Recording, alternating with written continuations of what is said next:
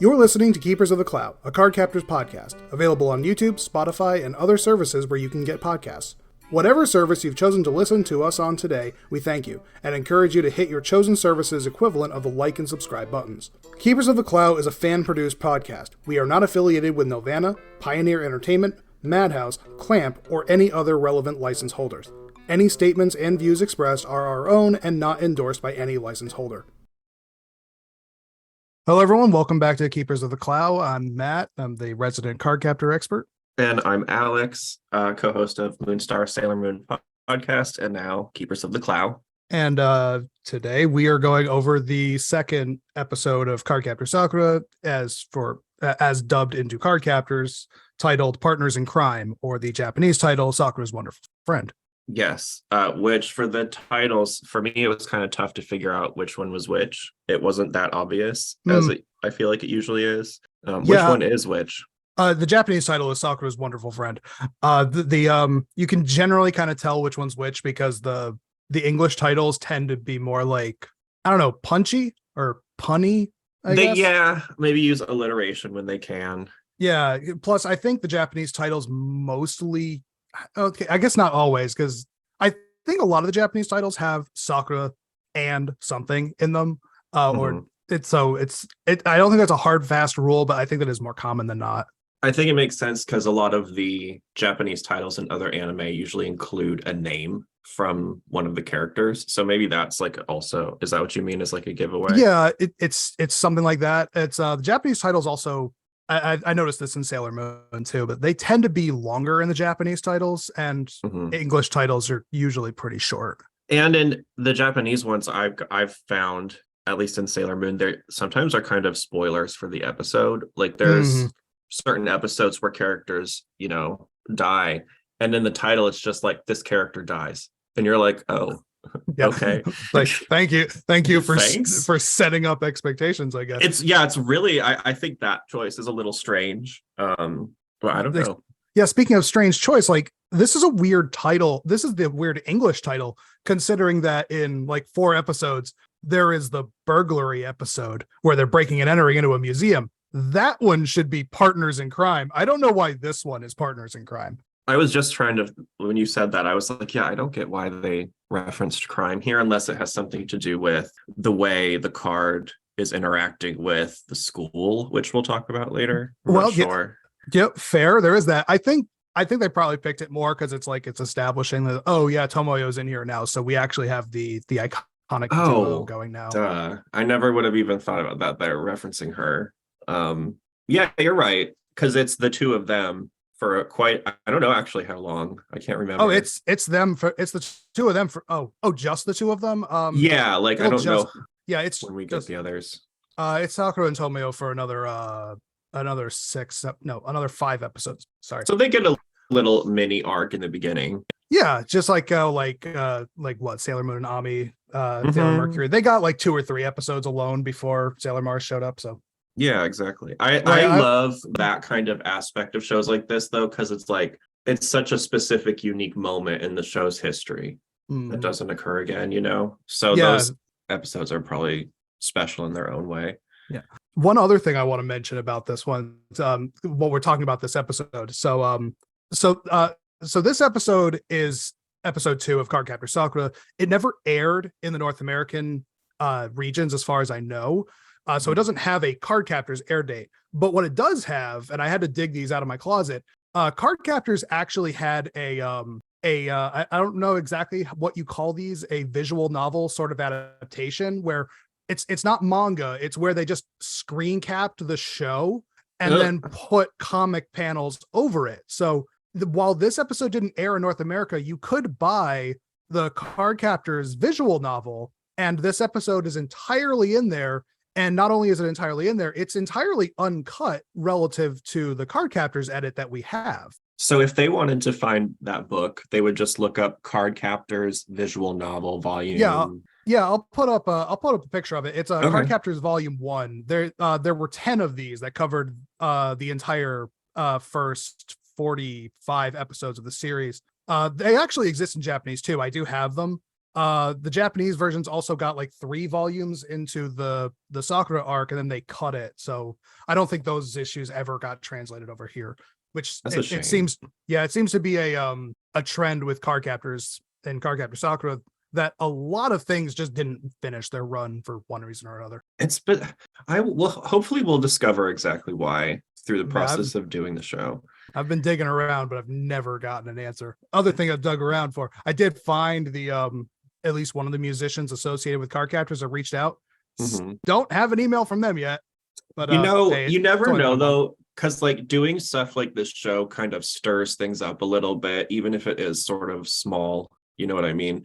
Yeah. And through the process of even just doing the other one, some media that I assumed was lost, like fan dubs of Sailor Moon from 1996 or 7 that I had on VHS. Oh wow. That stuff has sort of started to resurface, over the last year. So who knows? There's a fan dub apparently that was made of the first Cardcaptor Sakura movie. I don't know if that ever finished. I was love to see. I was given like an early preview of it, but I don't know if it was ever finished. I don't know if it was ever made. It would be cool to find that though. We should dig into fan dubs in general for Cardcaptors. I wonder how much there are. Oh, if we should do that, like, okay, I'm dating myself a little bit. No, I'm dating this episode a little bit. It was that guy with the glasses, Nostalgia Critic, did a Kids WB review chunk a few months ago, and actually it was sent to me because one of the actors on that show got to spend like 2 minutes talking about Cardcaptors. So I watched that segment. Apparently, allegedly, she did fan dubs with her friend that she claims are lost to time, but who knows? Maybe they won't be. Maybe we'll will them back into existence. Wait, you never know. The internet has a strange way of holding on to things that you think are gone. So as long as they were put online, yeah. Like if they're put online, they're never gone. If they were never uploaded, then yeah, they probably and I think there's like more and more resources coming out, especially with like AI tools and everything going on. I mean, I'm sure there's going to be an AI tool that will help you search the internet probably before this episode is even out. So who knows? Oh, yeah. I don't want to think about that world, but yeah, you're right. Probably. Right. It's such a weird time that we're living in. I would trade, speaking of AI, I would much prefer to have magical cards screwing with our world than AI. So maybe we can. Oh, God, yes. I mean? I'll take our magical overlords any day. Right. Even though I'm on record as saying I absolutely want a robot body, but that's beside the point. That is actually very intuitive though, because I think anyone who is our age or older can probably relate. Like your body breaks down as you get older, you know what I mean? And it takes more effort to keep it like good. Mm-hmm. So just having a robot body would be very convenient. Yeah, then it'd be way easier to just take it into the mechanic and get something worked on rather than have to like go out and do exercise in this heat wave. We're recording this at the end of July, by the way. Yeah, go out and doing exercise. I exercise in my home, thank you. Yeah. I live in a place where it's just generally not that nice to exercise outside, so like going outside, how am I supposed to maintain my pasty saltine complexion if I go and touch the sun? How are you supposed to never get skin cancer if you never you know what I mean? Like I don't know, the sun is so bad here, it's like painful. But anyway, speaking of yellow things, the first note I actually have about this episode is about her house. Yeah, let's actually go talk. Let's dive into the episode now.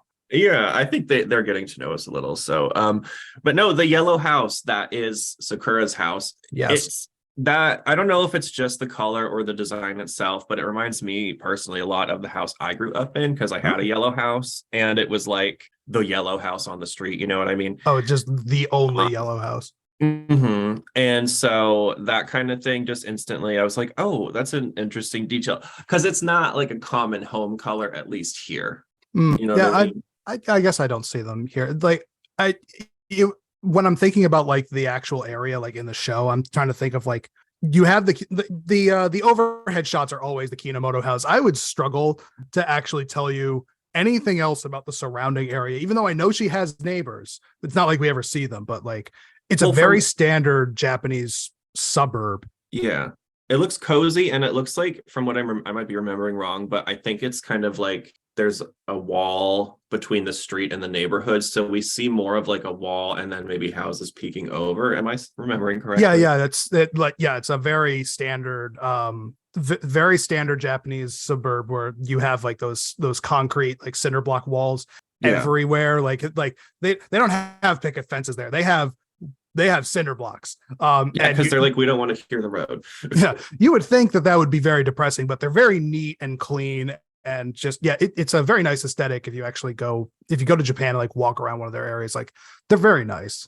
Very. Is her neighborhood based on a specific neighborhood in Japan So or a specific location? The best I've been able to, and this is really more from my own speculation, we know more or less that it's somewhere in the Tokyo metro area. Mhm. I've kind of always worked under the assumption that it's somewhere around Chiba, which is east of Tokyo, closer to the coastline, but like it's not it. Yeah, that's about the best guess. Clamp have never stated that it's specifically based off of anywhere, and they have a tendency to like kind of cherry pick locations from around Japan and move them into Tomoeda. So like it's Okay. it's kind of like everywhere Japan. I was just wondering because I know that I don't think it actually might be in this episode, but there's this very distinctive penguin slide at one of their playgrounds. And my thought was if we could place that slide in real life, that would give us I'm pretty sure King Penguin is a completely unique thing. Like, trust me, if that penguin existed, I'd know about it by now. I would ride that slide as a 30 whatever year old all the time. Oh, absolutely. Saying. I would go there. I think I wrote a script once, but I never produced it. Of like 7 places in Cardcaptor Sakura you can actually go. Unfortunately, the penguin slide is not one of them. So after talking about the house, let's talk about the episode. Yeah. And my first thought was imagine being woken up by Kiro like the first day after all of this happened. Yeah. I'd probably be like, wait, it wasn't just a dream. Like, isn't that kind of her reaction? It is basically her reaction. Like, she hears him talking and she just thinks she left the television on. And then she actually gets to see him all, right up in her face and basically gets to meet him for a second time. Huh?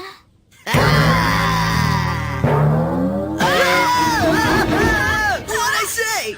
Before they flash back to the previous episode, just to catch anyone up who hadn't seen the first episode. Mm-hmm. And are these flashbacks included in the original version, or is it something that was added into Cardcaptors? Yes and no. Flashbacks absolutely do happen in the original version, but I believe Cardcaptors goes about filling a lot of time by adding additional flashbacks where necessary. But I run these when I'm doing the research. I'm running the sub version next to the dub version just to see. Right. So if a flashback happens that isn't in the sub, I'll definitely make note of it. But no, like I said, good idea. It's like I said, yes and no. There are definitely times in Cardcaptors where they add flashbacks because they cut way too much out of the episode, so they just fill in a little bit of a previous episode in there.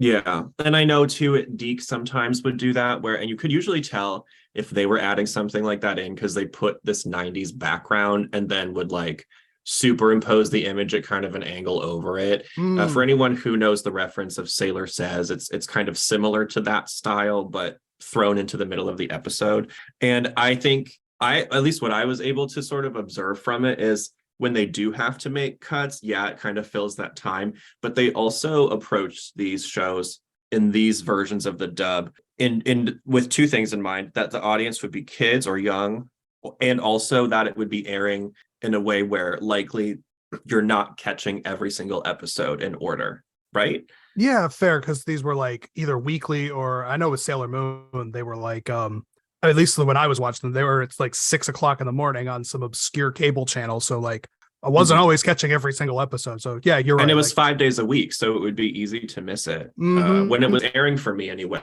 And that, you're talking about the early morning ones. Yeah, Cardcaptors aired weekly that I remember. For me, it was WB Kids, I think. Yeah, on Saturdays. Kids. Yeah, Saturday morning cartoons. It was Kids WB. It was not Fox. Otherwise, it was with nearly as many. Yu-Gi-Oh! And then I used to watch the Jackie Chan show, the Mhm. animated one. I love that. And Pokemon would have been there too. Of course. That was back when Pokemon was first airing and was first new. Oh my God, what a time. Oh, I just got hit by like a cannonball of nostalgia.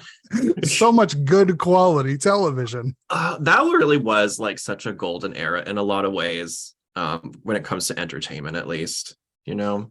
Oh, absolutely. I kind of miss it, but hey, you know what? We have all these recordings. I even have VHS quality to really enjoy the authentic Same. experience. Same. And you know, we get to have shows like this now where we share what that was like with people who probably were not there, you know. For all those people out there that are too young to remember, you used to have to get up at a specific time to watch shows. You couldn't just I was about to date myself to say TiVo. Like when did TiVo stop being a thing? I remember when TiVo was new and it was for only rich people. So like, yeah, for all you listeners, TiVo was the earlier version of DirecTV, which is just the earlier version of, you know, being able to record things digitally. We used to have to record things on a VHS, on a VCR. And TiVo actually is the first. They're called DVRs, for anyone who might know that reference better. Like that was, I think, the standard name for that device. Yeah, I think that's digital video recorder. In a way, I kind of miss that though, because like I miss even having commercials because it ties you to the time period. Does that make sense? It does. Like, and yeah, now you're making me think, like, you know, the Kids WB had like the cartoon characters sing the national anthem. Mm-hmm. Yeah, I'm wondering, there's got to be some, because they would make like bumpers with the characters. There's got to be a few of those with Cardcaptors somewhere, and honestly, I don't have any of them in my collection. I have some. I'll start looking, because I've gotten a few of the Toonami like broadcasts on VHS that feature the Sailor Moon episodes, and a lot of those have these special Toonami bumpers where it would be like, they actually put a lot, and knowing how video editing works, they put a lot of time and effort into making that back in that time, to where they like have clips of the show and then this little robot dude who's 3D like watching it from his spaceship and talking to you about it and stuff. I don't know. We got woken up by Kiro. Yep. And we were discussing the flashbacks. One thing about Kiro though, she calls him a flying squirrel. And I actually have that as a note, that he is a squirrel. One of the many animals that Kiro is clearly going to be mistaken for throughout this series. What? He's kind of like a mini teddy bear with wings. Is the best. Yeah, that's his tiny form. I mean, he's supposed to be a lion. Right. Like a maneless lion, which I don't know, kind of makes him more like a mountain lion or a cougar. It reminds me of Entei from Pokemon a little. Yeah, but Entei also had a mane. Right. But yeah. I mean, they both breathe fire. But yeah, that's what he's supposed to be. And yes, his chibi form is just, it's kind of teddy bearish. I can still sort of see the catness in him, especially when, you know, like he's the way he sits, but he sits all sorts of different ways. He does, and his character reminds me a lot of a really good-natured person who is maybe smaller in stature and has a lot of insecurity about that. At the same time, maybe, but definitely not Kiro. Kiro and insecure are not in the same sentence. Maybe insecure is the wrong word, but like he gets teased a lot, I feel like, and I like the way he reacts to it. You know what I mean? He definitely sticks up for himself later when they're calling him a frog. That's a Japanese comment when they actually name him Kero. Like Kero is the onomatopoeia for what frogs make in Japanese. So like that's why he didn't like that name when they offered it to him. Oh, I never would have known that. That's actually interesting. I'm thinking of where else have I heard that? Kiro. Sergeant Frog. The Japanese name for it is like Kororo something. Maybe My Hero Academia. Like Suyu's verbal tick in Japanese, she says Kero, because again, that's the sound frogs make. I keep thinking of Hello Kitty's frog friend for some reason. There is also a frog in Hello Kitty that may or may not be named that. I'm not sure. I don't know if I'm right, but maybe someone listening does. But speaking of names, he actually names her or calls her Cardcaptor Sakura or Sakura. At 240, he says the thing. He actually says Cardcaptor Sakura, which is a thing that, like, going back has kind of been a treat to actually hear them say it. They keep saying Cardcaptor Sakura, several times. We're like, oh my god, they're saying the actual title in Cardcaptor. I love that too. It's kind of like a little wink from the creators to like the people who know or whatever. Yeah, and I don't remember that ever being a thing in the Cardcaptors episodes that I watched. Same. I was surprised. Yeah, so it just seems like something that they cut around when they didn't air these episodes in America. Yeah. In that part too, again, we're in her room and I'm just seeing how I really like how colorful and detailed all the stuffed animals are because it's easy. Like when you're looking at backgrounds in anime, I feel like it's easy if they wanted to have a lot of stuffed animals to kind of make them nondescript. Yeah, but her collection is actually fairly her collection is very interesting despite that. And if you ask me, I don't think I could really name anything that's on that pile except the weird looking alligator. But like they're just if you look in the animation sheets, they are just a solid block that always exists in her room. Like there's never any attention to it. She's never seen interacting with them or holding them. They just exist. They are a background element that someone put a lot of time into developing. And as far as we know, they're just decoration even to her. They're not special.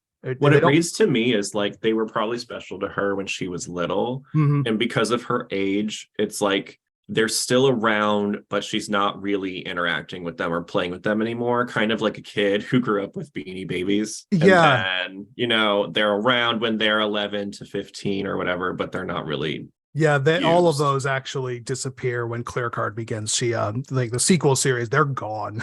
So she definitely So as soon as she turns 13, bam. She donated them to Goodwill. That's sad. Oh well. We get another late for school motif here, though. Yes, was she late the first time? Yes, she is, and this is also the first very notable cut in the entire series, because in the Japanese version, she takes a shortcut. Let me put it this way: in Cardcaptors, as is shown, she's late. She takes a shortcut. And then she makes it to school. Absolutely. Huh? Ah! Look at the time! I'm supposed to meet Madison! Bye! Why did I agree to meet in the morning? Better take a shortcut.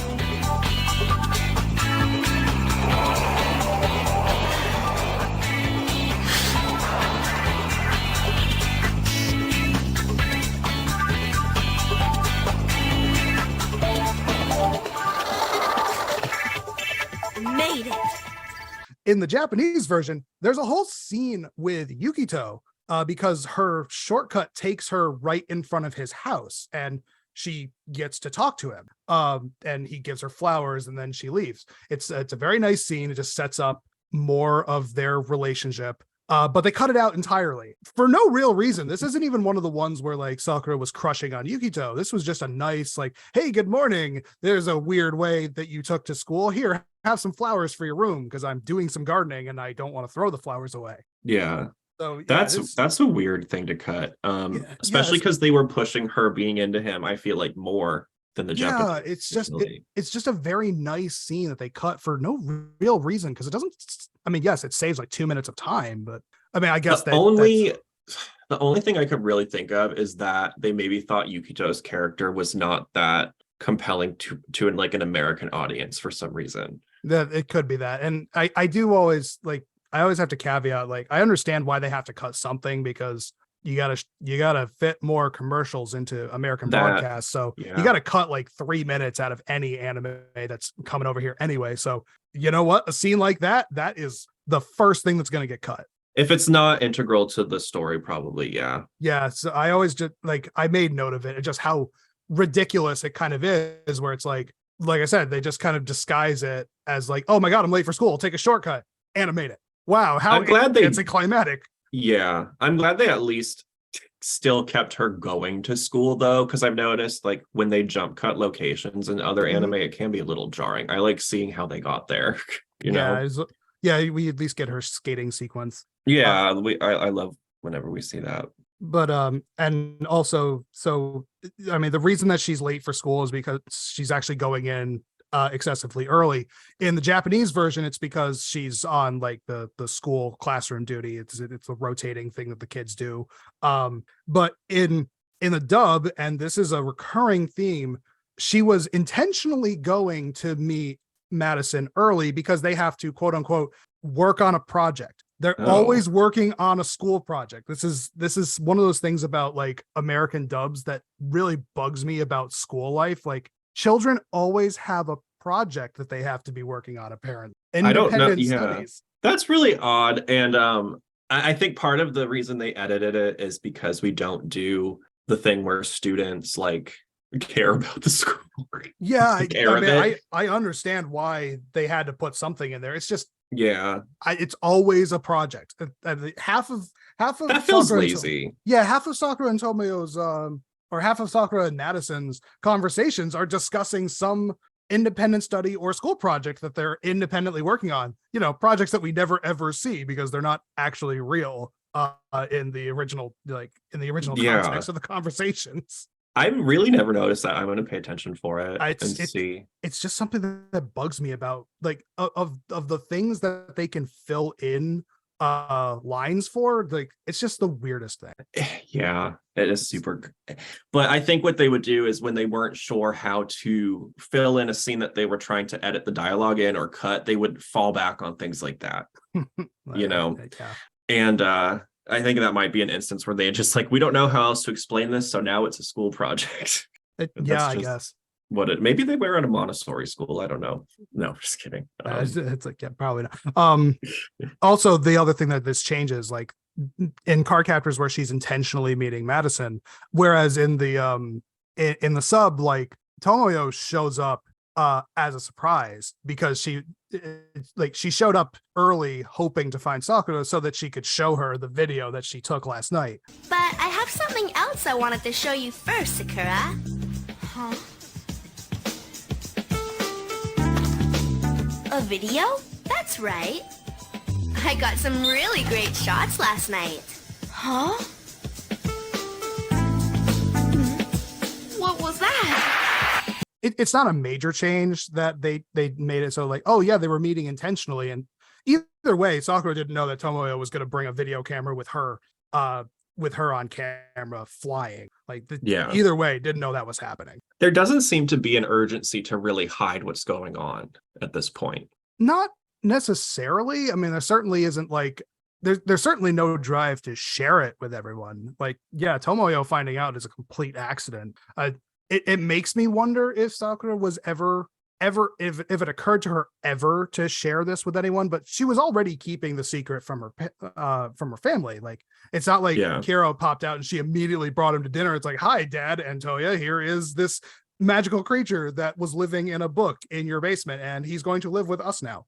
It's a typical element or a trope of magical girl stuff is that you have to keep the secret. It has to be a secret. Like sometimes there's actually a punishment associated with breaking the secret, but usually that's just the formula. You get magical powers, you don't tell people about it. Don't leave this room as long as anyone else is home, okay?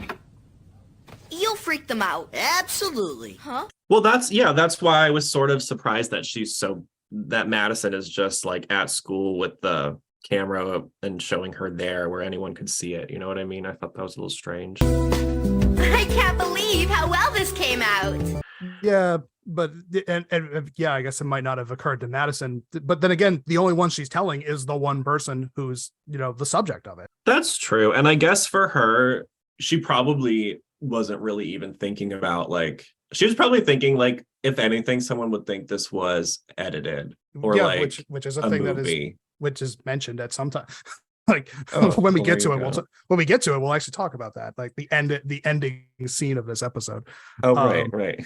But I liked her camera though. It's one of those.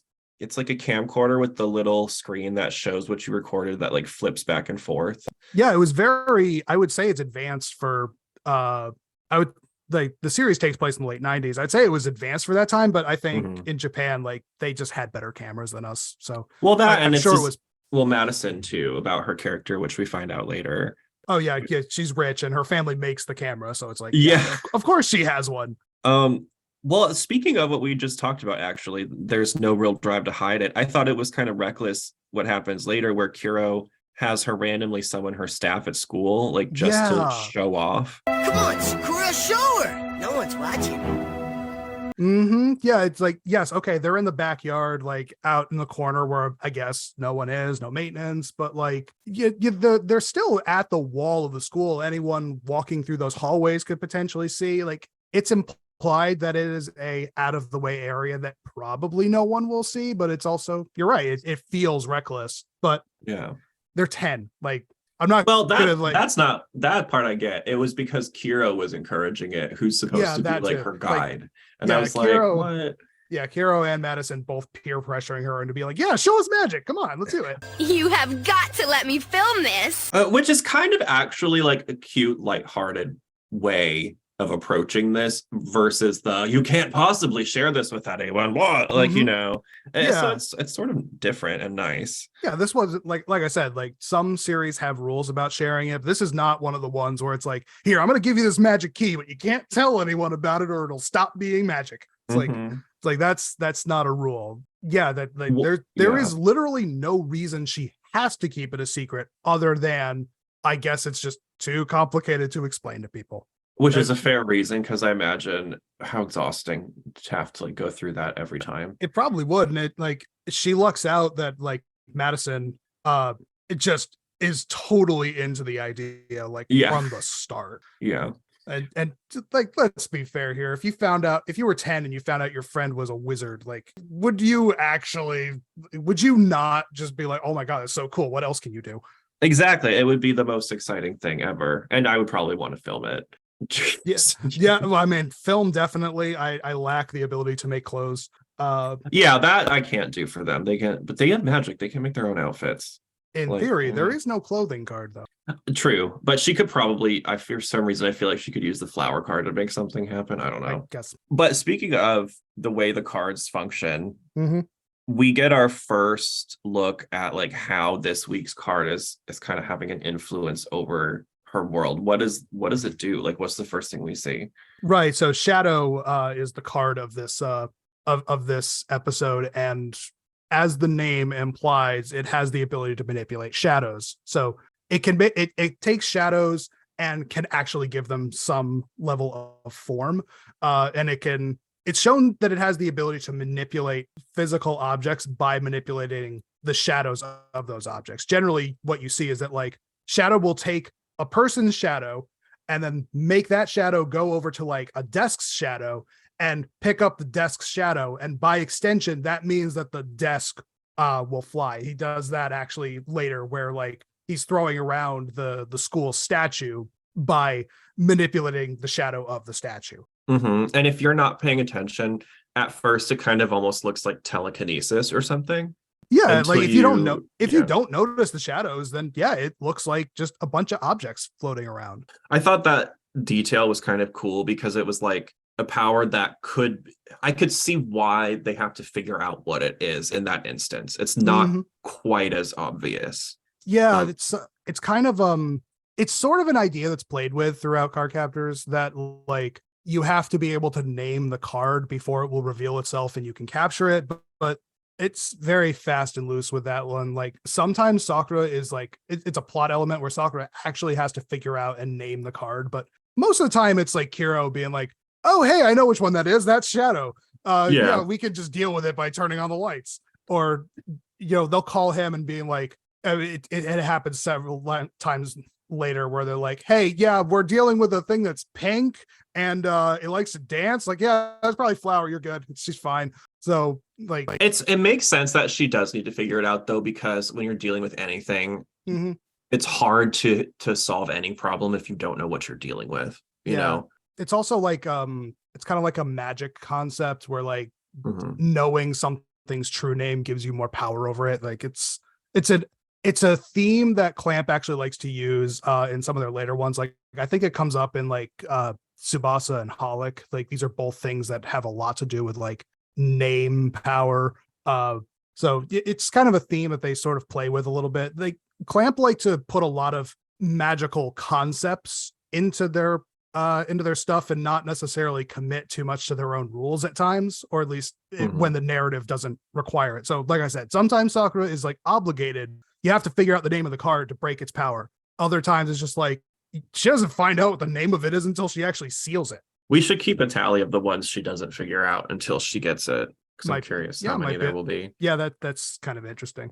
Might look at that. But yeah, so that's how Shadow goes. And Shadow causes quite a bit of property damage, as we see, including smashing that statue that, as far Mhm. as I know, I guess nothing ever happens. Like, there's so much collateral damage that happens in Tomoeda that I have to imagine keeps the civil engineers busy, but you never really hear in most cases about the aftermath of the damage. The only time is in a later episode where King Penguin gets flipped over and there's actually news coverage like someone Yeah. flipped over the statue.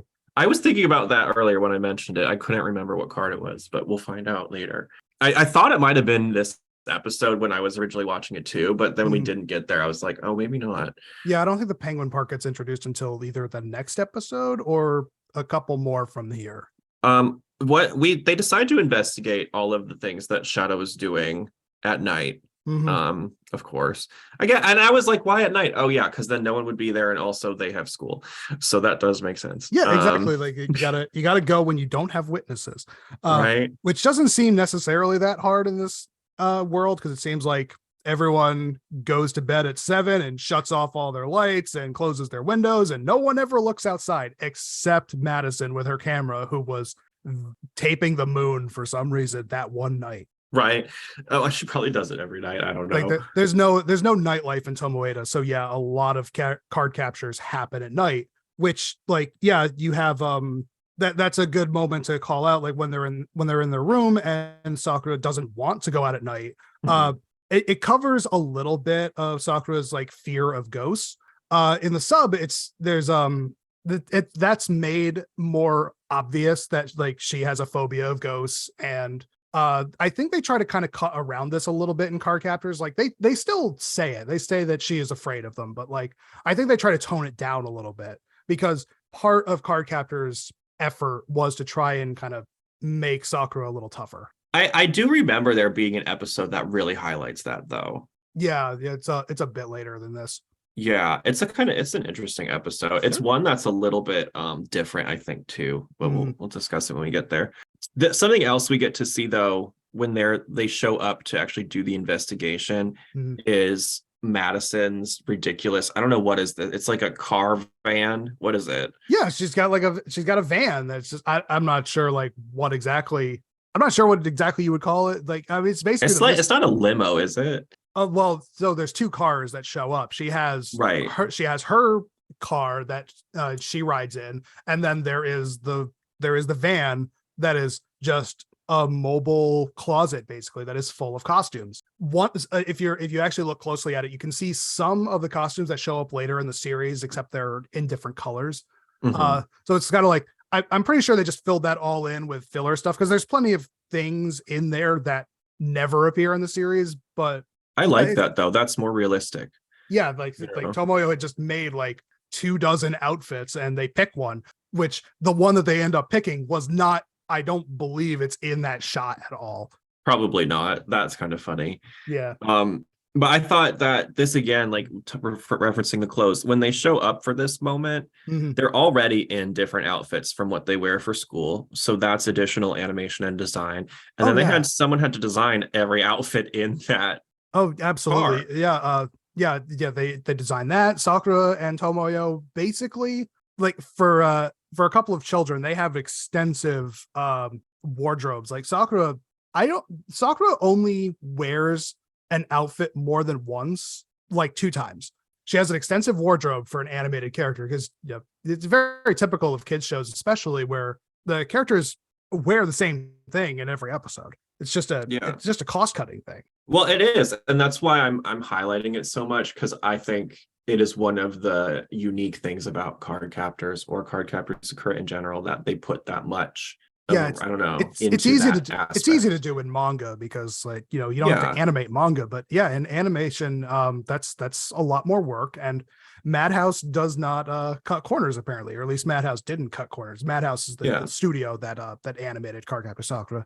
Well, and because I'm just thinking too, like the way they typically design their outfits, if it's a school uniform or something, there's usually limited movement to that type of design. But a lot of these outfits for her captures are very intricate and have a lot of moving parts too, and like flowing and all of that. And Yeah. that aspect in and of itself is hard to animate in a way that works. Yeah, as like well. especially on this costume, because this costume has the long red cape and it has those two like little I think those long blue tassels are I think attached to her hat. So like I think so. so those are she's got three very long flowy things, and it's countered by the outfit that is basically a leotard with a vest over it and then really high socks. So like they have one really big long flowy part and then one part that moves absolutely not at all. Yeah.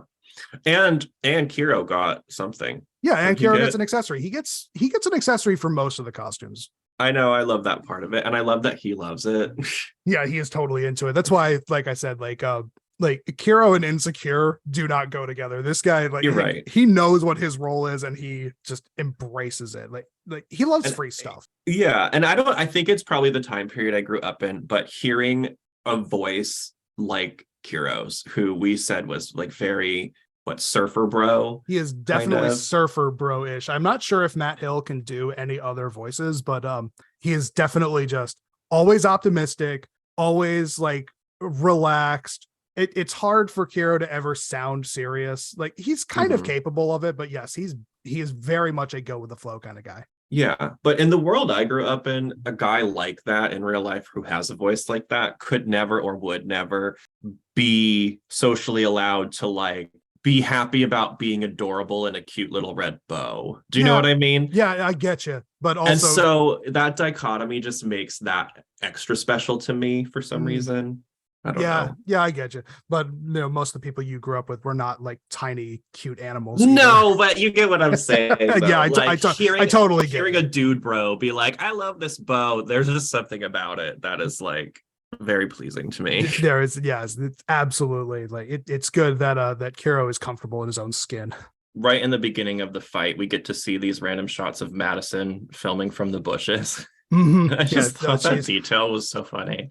She's so diligent to get like. Unfortunately, she only really gets that one angle, but yeah. Well, but it makes it's like a detailed thought that I think a lot of shows might not think about, where it's like they could have just had her show up with the footage the next day. But I love us seeing her getting the footage. Do you know what I mean? It's like that little one more step that adds something extra to it for me. Yeah, I'm glad they preserved that, and I'm also glad, and this is just about like Cardcaptor Sakura in general, that it's nice of Tomoyo to stay out of the way and not like Lois Lane her way into danger all the time. Like she knows to keep her distance. Lois Lane her way into danger. That's a great reference. She does. She's a good I don't know how you would describe her, like human counterpart. They're all humans, but like non-magical sidekick. Yeah, she is absolutely that. She is a non-magical supporting character. Yeah, like Sokka from Avatar: The Last Airbender. Yeah, the idea guy. Yeah. So Wendy, we get to see Wendy right away, and it's super pretty, but it doesn't work. Why do you think it doesn't work here? They go into detail about why why certain cards don't work on whichever. I mean, if I had to say specifically, I'd say it's because Shadow's not really a corporeal card. Like it's Shadow. Like how do you really hurt a Shadow? You don't, or at least you don't do it with Wind. It's also like Wendy's as far as the elemental cards go, Wendy is technically the most gentle of them, not necessarily the weakest, but like she's the least aggressive. So like she's not really capable of hurting anything because it's Doesn't Wind. she usually create a chain or some kind of a trap? Yeah, she always tries to bind it, and you can see like when the Windy stuff strikes the shadows, all it really does is just kind of break it up and then it just reforms. So it's really more that Wendy just is incapable of touching Shadow. I also noted though that it could be because the card seems powered up from how many of the students' shadows it took. It seems stronger due to that. Yeah, plus it's nighttime, so that's like the perfect time for Shadow to be strong, even though it's a shadow, so in theory it should need a light source. There is a dark card, but and Shadow is not the dark card. It's by definition it should have light, but Moon is light. Yeah, and I'd have to go back to this episode and see like if it's a full moon or something. There's moon, and then there's, I'm sure, street lights and stuff. There's still shadows at night. It's like it has power. It That's kind of the makes bigger thing. sense that it's stronger at night because there would just be a lot more shadow than because if Mhm. you technically think about it, I guess the dark side of the earth is in the shadow of the other side of the earth Okay, when you it's know what? exposed to the sun. By that definition, I've never thought about it that way, but you know what? By that reasoning, Shadow is absolutely the most powerful Clow card. Confirmed. Okay. The entire half of the planet is part of its body. I mean, think about it. I've It's how technically true. it's been like 25 years I've liked this series. How have I never thought of that? And half the moon, so who knows what it's doing up there. Oh god, no, wow. I have to rethink. Like I've always loved Shadow, but now I have to rethink the power scaling entirely. Right? Okay. Well, that's interesting. I didn't mean to mess it up for you, but now you have something to play with. Oh, I have something to walk home with. Yeah. Yeah. Kiro says that if the students' shadows were struck by light, then they would disappear. Well, if the students' shadows were struck by light, they would disappear. Then Sakura could use her magic to capture the shadow card alone. Well, but it won't be light out for hours. And then Madison is just like on it and she's gone, which is great. For hours. That's what you think. Leave it to me. Huh? Yeah, the other excellent way that she is a support character, like she actually, which is why I'm really disappointed, like that this episode isn't in the North American airing. There's a lot of clips of particularly this action sequence that are used in the advertising. I remember that much, like the clip of her taking a swing at Shadow with her wand. That is an iconic shot that like is in the ads, but this episode isn't, and it kind of sucks because it's like it's a good introductory episode for Madison. It is, but you know, it was again the product of the series getting jumbled around the way it was, that it would make really no sense to start the series where they did with episode 7 and then go back to an episode where Madison quote unquote doesn't know about the Clow cards, unless what they did, and they've done this before, but like they would have had to like really rewrite her her dialogue. That's what I was just thinking. I was like, it could be done because I've seen, you know, this era of anime do crazy things, but it would have been a lot of dialogue gymnastics and probably a lot of cutting around certain things. Oh yeah, they would have had to cut like the entire classroom scene where she shows Sakura the video. Like they would have had to cut that entirely, and they already cut chunks out of it. I have it in my notes. Like, so the series is very inconsistent about like trying to either remove some of the anime-ness with the expressions. So sometimes a weird wacky expression gets cut out, and sometimes they just leave it in, and they did both in that same scene. Like they really just seem to kind of pick and choose randomly what they want to cut. It could have just been, I think the reason expressions might have been cut is if they're cutting for time, like a fraction of a reaction moment is an easy thing to cut without removing story. Does that make sense? Yeah, so it totally could have even come down to that. Yeah, it's just like I said, it's really more the consistency of which one's which. But yeah, you know, you have to cut down. Your normal episode of anime is like 22 story minutes, whereas over here it's like 18 minutes. So they gotta cut stuff. They gotta get it somewhere, yeah. And to your point, by the way, I think because I had originally only seen the North American release, I remember that was when I was a kid, and then I watched the Japanese version of this show one time all the way through in college, and that's when I first saw this episode with Madison. And now that we're watching it now, I'm kind of remembering that like I didn't really care for her that much as a kid. But then when I saw this one, I was like able to see all the effort she puts in. You know what I mean? Like it without setting her up, her character is harder to connect to, I think. A little. Maybe it would have just been my age. I don't know. It could be that. I can see that. Like I can see how the way the series is presented in North America, where Madison is just automatically there. You never understand how she came to be affiliated with Sakura. You never understand how she knows. She is, for whatever reason, the only character in the show who is a normal person, quote unquote, who knows what's going on. And due to this episode being cut, you never understand why. She's just sort of there. You don't have the context for why she's there. So you don't necessarily get the context of why she's important, other than that she is Sakura's friend. And at some point, she found out about the Clow cards. And she I'm does all this now other that you're stuff. saying that, I'm remembering part of my issue was I don't get why she's filming it. I don't get why like she knows and all of this stuff. I don't really Mhm. quite understand what her role is here. And this episode makes her role extremely clear. And it's like the whole thing with her and the bodyguards is just like this weird, charming moment. You know what I mean? And the It is. whole, I don't know, there are just little things like that that are extremely important in character building.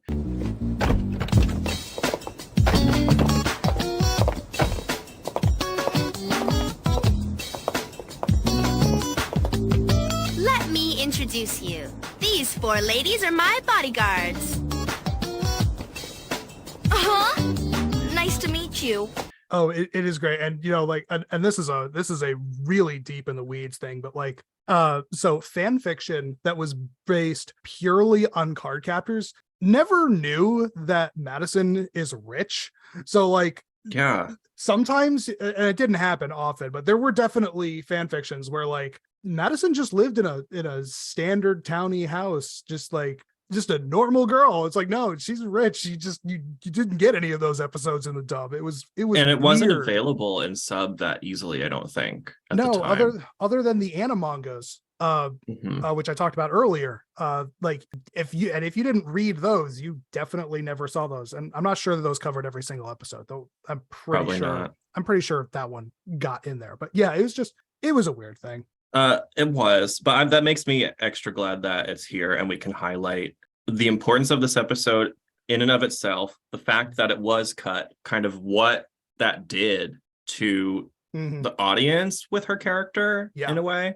And we can kind of tie it all together on this episode here for anyone who might want to know, I guess, about all Yeah, of that. and also I just want to gush about Maggie O'Hara again, who Okay, time to get changed. What do you mean? Come on, you're going out to capture a Clow card, am I right? Uh-huh.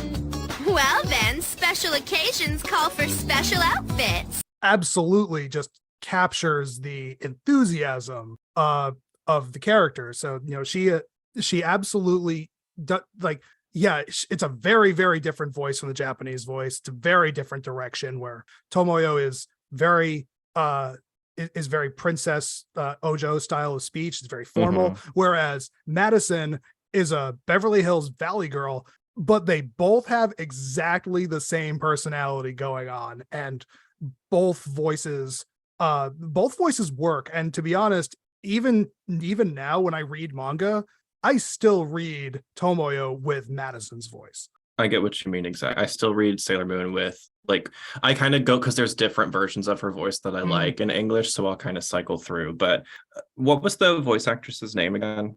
She's Maggie Blue O'Hara. Might have a Part of different the name by reason, now. part of the reason I think it actually hits so well though is because her acting ability vocally is extremely high, and the way I can pick up on that is she has a way of doing something with her the delivery of her lines, like the intonation of them when she wants to sound thoughtful. It's like I can just very distinctly hear her going like something like da da da Sakura. It's like she has a Yeah. very specific lilt to the way she delivers certain things, and I think she was pretty consistent with that throughout. And she does a good job of delivering, because there are some voice actors when they go through, it's kind of like, I don't know if you're a musician or if you know musical terms, but there's something in music called dynamics. And that is how loud or soft you're playing at any given time. And part of a thing when you're teaching or when you're learning to like bring a song to life is the more dramatic your dynamics are, like the bigger differences, the more contrast you have, the more impactful they are. And that's what she does with her performance, I think. Yeah, I can definitely agree. She does a good job. I think this was one of her earlier roles. She was only like 16 when she was doing this. When she was doing this wow. series. Yeah, I had to do a little research on her because I thought she and Carly McKillop, the voice of Sakura, were the same age. Like, no, Maggie O'Hara is like 16 at this point. And Carly McKillop was 11. So it's like, young, very young to be delivering performances like that. Our two leads were very, very new as far as I know. I don't think Maggie O'Hara was doing too much else before this, but I could go back and look at the I think IMDb on it. A fun episode for us to have at some point for each of the characters would be just like dedicated to each of the voice actors. What else have they done? And kind of going over their career as a whole, finding like, any interview clips we can get That would I be think it'd be good. great. Some of them are definitely going to be shorter than others. That's because fine. I know that Lee's actor did Cardcaptors, and I don't think anything else. He might be hard to track anything down from. Like Some people we might not be able to, Rick but Huber, as far as I know, did not do any more voice acting after that. I think maybe he did one other thing, but and that's I'd love to know why. Maybe he didn't have like, He just didn't enjoy it. yeah, maybe it wasn't for him. Anyway, so back to the actual episode. The I think we basically covered the entire episode at that point. We see her fighting with because she hasn't actually captured the card. She's fighting with the shadows in the school, which are throwing discs at her. Yeah, this is probably this is definitely one of the most hostile cards, like, because it's not only like attacking her for real, throwing like desks at her in midair, but it's smashing windows, like it's causing property damage. Yeah, it is like Shadow is probably one of the most aggressive cards, and I don't know if that's just because the early episodes allowed the cards to be more hostile. Like Watery in the next episode also, like Watery tries to kill someone. I'm like, and you don't really see that much as the series goes on. I think the cards kind of get gentler, despite one of them is literally made of fire. It kind of makes sense that the most hostile would be the most like rambunctious, I guess. So they might reveal themselves the earliest just by being so aggressive in nature. Does that make sense? Maybe, but then again, I am also remembering there is literally a gun card, basically. That's like, I mean, like Shot isn't literally a gun, but it's a floating ball that shoots energy. Are you sure it's not the America card? I'm just kidding. What was there was like Shadow is probably one of the most aggressive cards, which is also fitting because honestly, Shadow is one of the most powerful cards. It's one of the ones that she actually uses a lot throughout the series comparatively, because a lot of cards like get captured once and then put in the deck and never pulled out again, or maybe they get pulled out once for a really niche situation. But Shadow is probably one of her most commonly used cards after Windy. I remember it being used a lot. Yeah, I think it goes like Fly, Jump, Windy, then Shadow. And I think she kind of uses Wood a lot. Wood. That one's probably either tied or slightly above Shadow. I'm glad she uses that one a lot. We'll get into that later with the elements, but what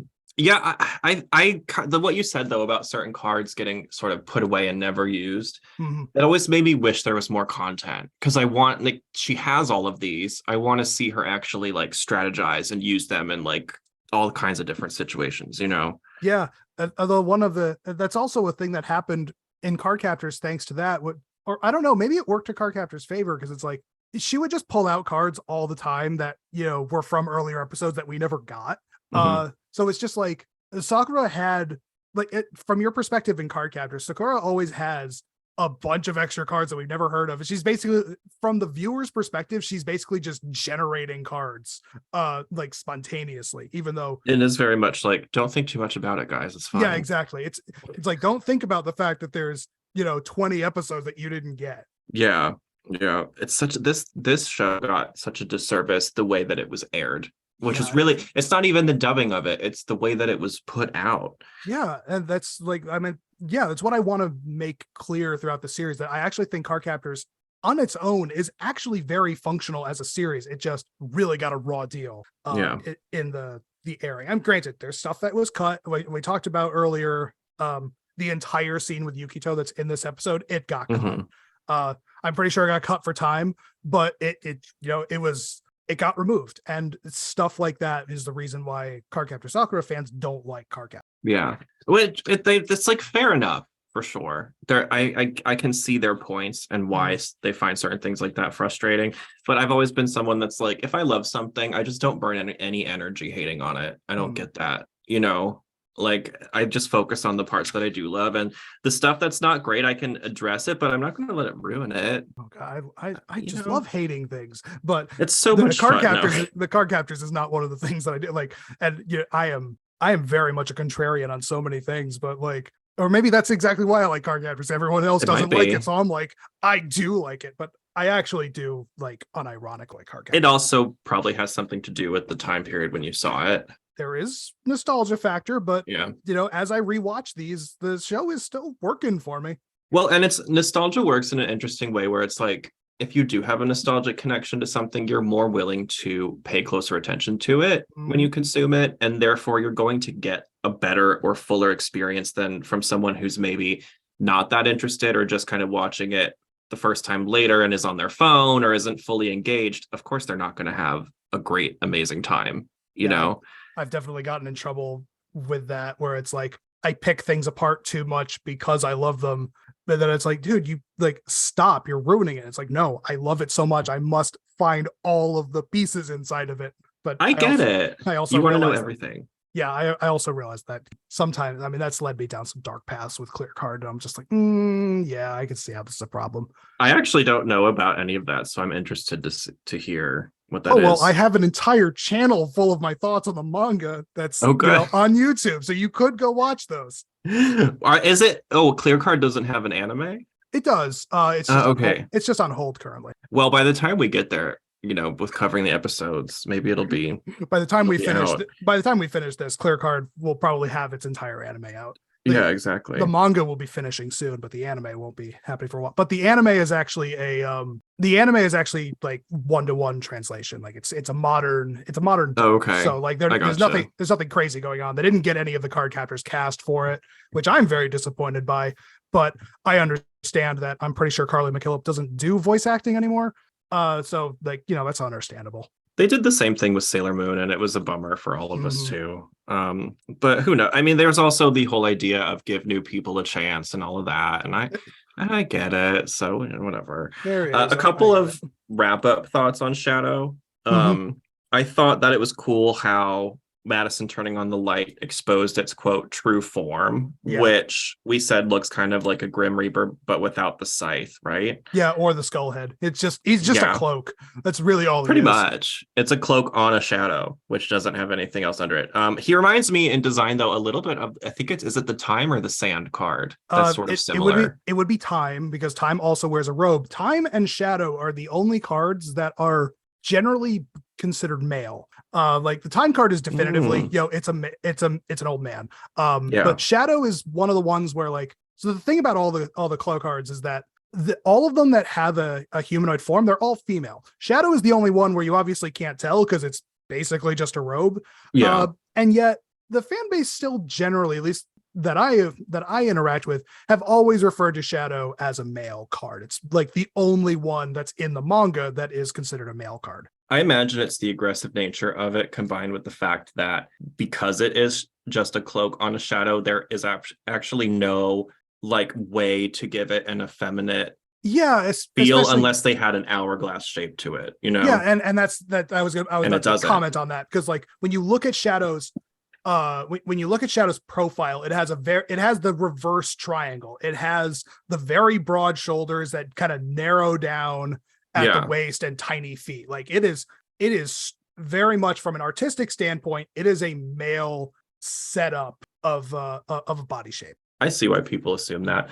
Also, I'm assuming because its true form is revealed, it's now like a physical being, and that's why Wendy can trap it. Yeah, at that point you've reduced it to effectively the same thing that Wendy is. It's down to its raw spirit magic form at that point, whereas before it was attacking just with the non-corporeal shadow. So is it fair enough to say that most of the cards need to be kind of weakened in some way before they can be captured? Generally speaking, the cards have to either have their true forms revealed, because they don't always come out looking as they do, or they have to otherwise be worn down. There are some that are more willing to just return to their forms on their own, but yeah, generally speaking, it's an action series, so generally speaking, they have to fight the cards.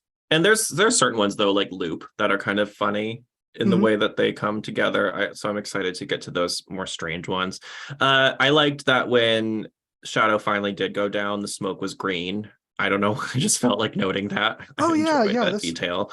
Yeah, it's kind of like a remnant of Wendy. Oh, is that, maybe that's why it was green? I think it's supposed to be like Wendy's magic kind of dissipating. But yeah, it is kind of a weird color. I'm not, like, from an artistic standpoint, I'm not exactly sure why that is. Maybe just because like they're on the sports field and it's kind of like, you know, brown tinted to dark. I don't know. I do remember it being green, and I can't quite explain why. I'm also slightly colorblind, so if I have a reference to color and I'm wrong, you're probably right. So there's that going on too. But it looked like kind of an emerald green to me with like sparkles in it or something, and I enjoyed that. And then it wraps up again right at the end. This is very clearly a Madison episode because it closes on her. Yeah. Watching the footage in the video room again, and Sakura is all embarrassed, and she makes Sakura promise to take her with whenever she captures cards. And I was like, yeah, of course, wouldn't you? Promise me you'll take me with you whenever you capture cards, okay? Huh? This is the most exciting footage I've ever videotaped. Sure, Madison. And from now on, I'm in charge of your costumes, too. Wait until you see the one I designed for your next capture. It's like, yeah, at this point, you have to do that just to keep her quiet. Yeah, and then she's also like, I'm in charge of the costumes, like, which is a little cute moment with her kind of declaring that. Oh, absolutely. Yeah, it's like, Sakura may have thought like, wait, costumes plural, like there's going to be more. It's like you're not going to wear the same thing every time. Yeah. Which is like one of the hallmarks of the show. It's like, not only does Sakura change, civilian clothes every episode, she changes battle costumes every episode. Like that's like the quintessential Cardcaptors thing, is that there are so many costumes. And it's one of the things that I think would make, if they ever put the money into developing a modern Cardcaptors game properly, really fun would be that kind of aspect of it, because they could really play with that a lot. I think it would there's a lot of things about Cardcaptors in my mind that translate to the video game world really, really well. I don't know why it doesn't have more, I want a mix and match costume that can like let that me would be do cool. the different pieces. That would be fun. I'm sure there's something out there. I know there are older ones, but we should rate the episode. Sure. Want to go first? Well, yeah. So I'm going to once again be kind of I'm going to be kind of predictable in this one. Maybe it's just because the first episodes of the series are very strong. This is another 5 for me. It's a good, like I already said, it's a great introduction to Madison's character.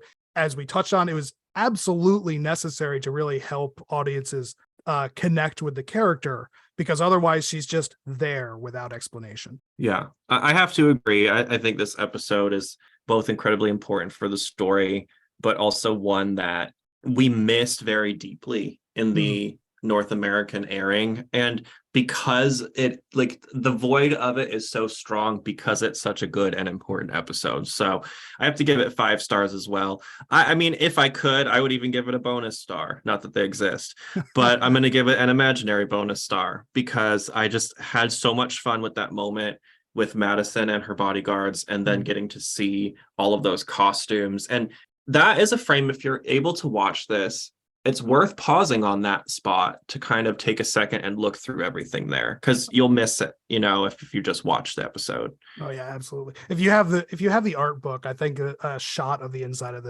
the van is actually there. So yeah, but I've never really seen I've never seen much of a breakdown of like the things in there, and I think that's just because, again, it's mostly just filler costumes, like filler clothing. So nothing was ever but really. I love that stuff, because I love to imagine like what card could have gone with that. What could have been. Yeah, and imagining Tomoyo's sweatshop that's definitely making all of Who these is costumes. making all? Is that just her at a sewing machine? How much time does she have? Apparently a lot. Right. But we do know that she makes them. We see her making at least one by hand. That's and true. She doesn't even use a sewing machine. She stitches it by hand. Maybe that is what it is. There is a Kiro's corner. It's just going over the costumes. Yeah, there right? is. Which I believe he's just talking about the costume. Yeah, which we definitely already talked about. I do remember talking about like the hat and the and like the tail things that are like, I'm pretty sure those are attached to the hat, the cape. This is a costume that I like overall.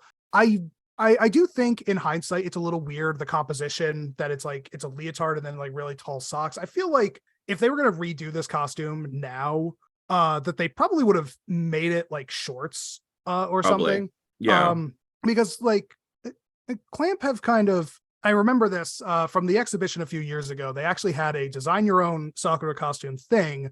And one of the stipulations in the submission was that it can't be a very revealing costume. And I would say that while this costume is by no means revealing, in that context, you really don't ever see Sakura wearing costumes with that clothing shape.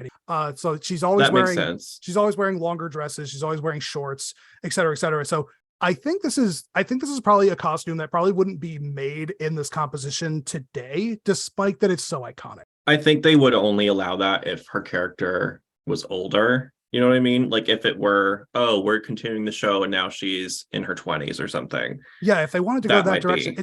it's kind of weird that like when she was a younger character, they actually allowed her to show more skin than when she is now in Clear Card, where she's 3 years older, and they actually are more modest with. Well, and we're seeing like kind of a reflection of the time period shift a little. Oh yeah, where, absolutely. It's definitely as much to do with there's been 20 years between the original Cardcaptor Sakura and, you know, Clear Card. The attitudes shifted. And this is not the only media made back then that you can look at and see certain things like that shifting. There are all kinds of things that were made back then in a very similar way where you're like, I don't think I would allow that today for that child actor. Do you know what I mean? I don't think I would allow them to cast that. Yeah, I'm pretty sure. Like I would just to give a window into the things I think about. I had a weird thought where it's like, when exactly did anime stop drawing Buruma? Like those really short gym, the really short gym shorts that that girls in anime throughout the 80s and 90s. In Sailor Moon, she wears them. They're those gym shorts that are basically just bikini bottoms. They were a staple of 80s and 90s anime.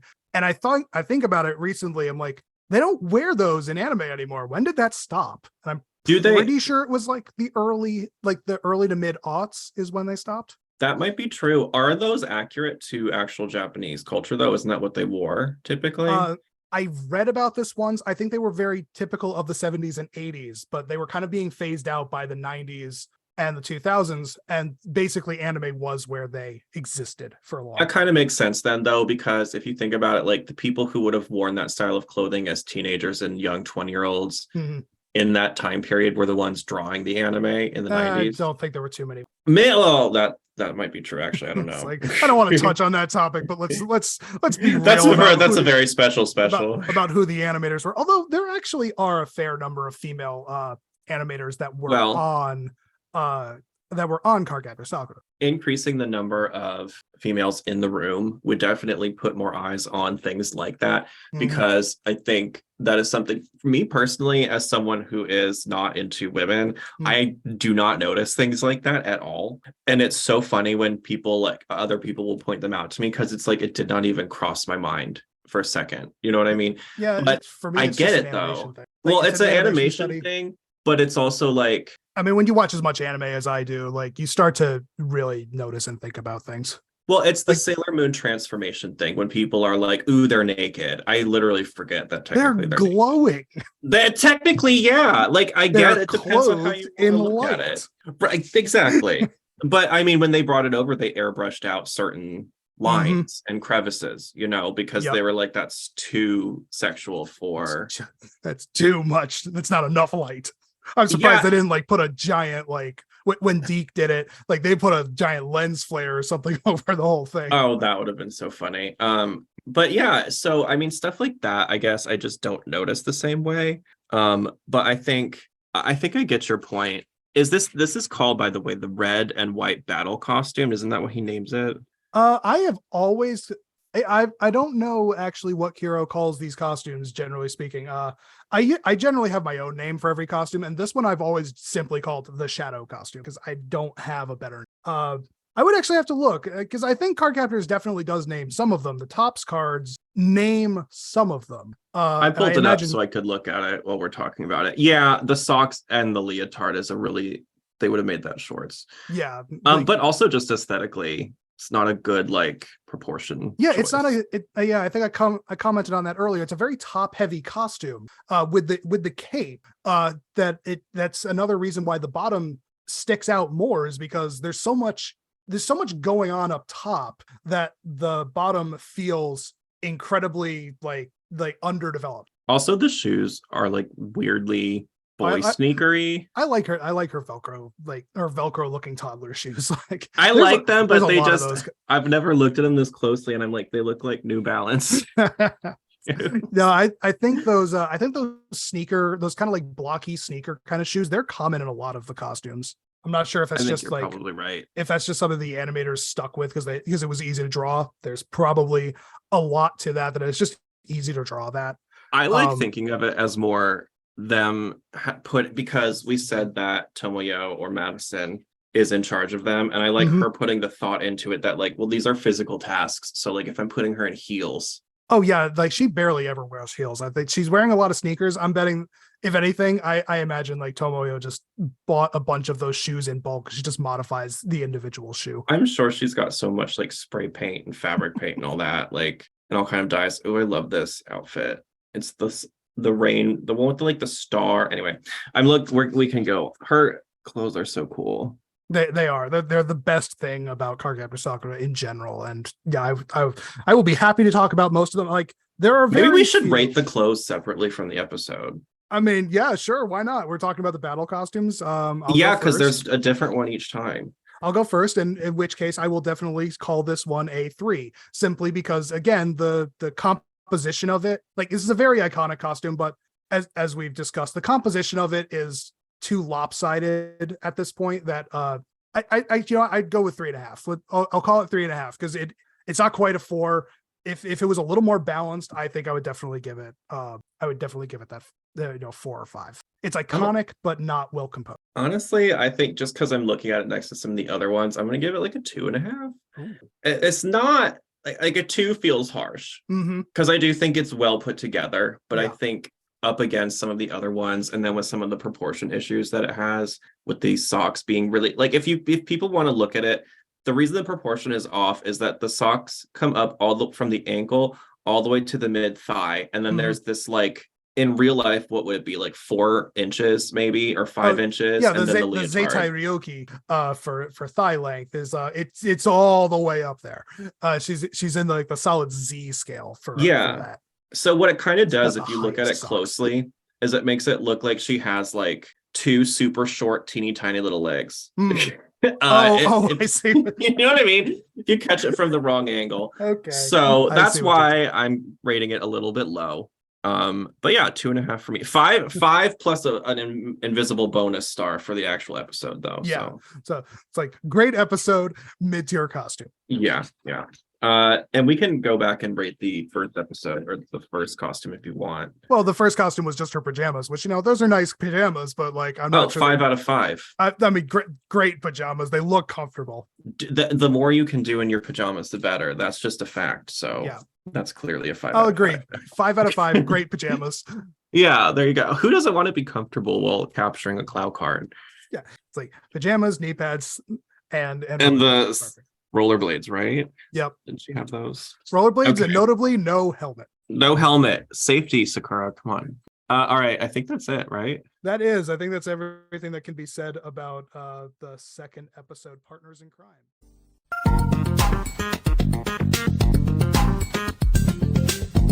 Hey Cardcaptor fans, just Yamato here for today's Merchandise Spotlight. And for our very first Merchandise Spotlight, we're going over what is arguably the most important item for any aspiring cardcaptor. You guessed it, it's the Clow book. Released in 2001 by Trendmasters, it's a screen-accurate recreation of Sakura's famous book, made out of the finest plastic from cover to cover, with a small cloth strap to hold it together. And for an extra little bit of detail, the plastic is rippled on the side so it looks like it actually has pages. Inside the book, you'll find 52 Clow cards, including the 4 that never appeared in episodes. Each card is screen accurate and laminated, so they're tear-proof and safe for roleplay or photo shoots. If you want to pick one up for yourself, they're fairly easy to come by online, ranging in price from $20 to $100, mainly depending on if you have the box. Everyone knows you can't be a cardcaptor without the titular cards, and this toy is a favorite among fans and cosplayers alike. That's it for Merchandise Spotlight. See you next time.